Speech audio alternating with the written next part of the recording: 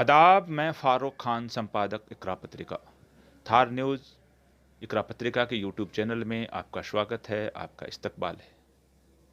सबसे पहले आपसे निवेदन कि इस यूट्यूब चैनल को आप सब्सक्राइब करें, आप इसको लाइक करें, आप इसको शेयर करें, ताकि आपका और हमारा रिश्ता है वो और मजबूत हो सके। आज के इस एपिसोड में हम जो शराब की दुकानें जो इस लॉकडाउन में खुली हैं, उस मुद्दे पे हम बात करना चाह रहे हैं।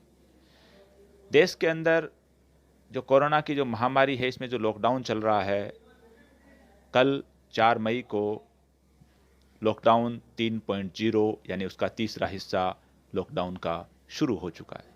इस लॉकडाउन में कल जो चीज़ें खोली गई हैं, उसमें एक सबसे बड़ी विचित्र बात, सबसे बड़ी एक ख़तरनाक चीज़ खोली गई है, वो है शराब की दुकानें। शराब की दुकानों से कल जो देखा गया, आज जो देखा गया, 4 मई को या 5 मई को बड़ी बड़ी लंबी लंबी लाइनें लग गई। पुलिस को कुछ जगह लाठीचार्ज करना पड़ा और सोशल डिस्टेंसिंग जो ज़रूरी थी उसका पालन नहीं हुआ और भीड़ है वो शराब के लिए आपस में लंबी लाइन में धक्के खाती हुई नजर आई। ऐसा दृश्य देश में बहुत सी जगह देखने को मिला। जो देश के अंदर 1.25 महीने का जो लॉकडाउन था, जो सोशल डिस्टेंसिंग थी, जो गाइडलाइन थी, जो एडवाइजरी थी सरकार की, वो कल शराब की दुकानें खुलने से पूरी तरह फेल हो गई। अब बात यह है कि सरकार को शराब बेचने की ज़रूरत क्यों पड़ी।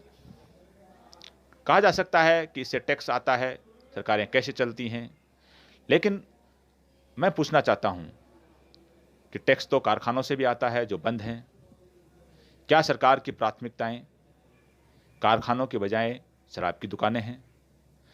अगर शराब की दुकानें खोल सकते हैं तो क्या कारखाने क्यों नहीं खुले? कारखानों में मजदूरों को रोजगार मिलता, उत्पादन होता और उससे मांग और आपूर्ति सब कुछ होती। लेकिन सरकार ने कारखानों की बजाय शराब की दुकानों को प्राथमिकता दी। इसमें दोषी केंद्र सरकार और राज्य सरकारें सभी हैं।